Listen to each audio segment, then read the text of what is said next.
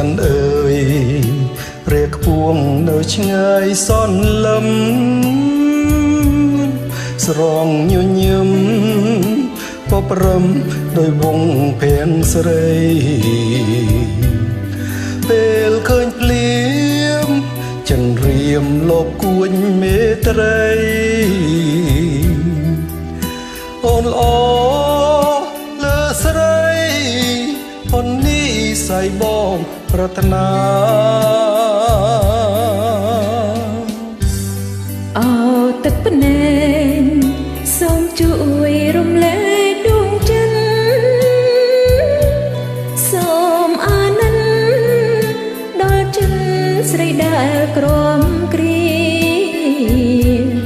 កាយភ្នែកខ្ញុំមើលខ្លាឃើញថាជាលីសូមចាំវារីផ្ដន់ទីប្រុងព្រៀនចង់រៃ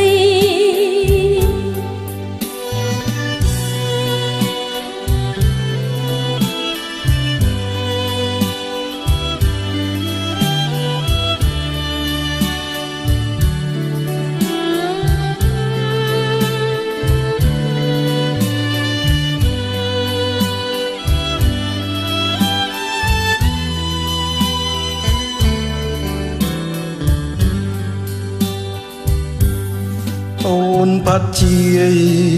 ព្រះពាយមាន5អូនទេ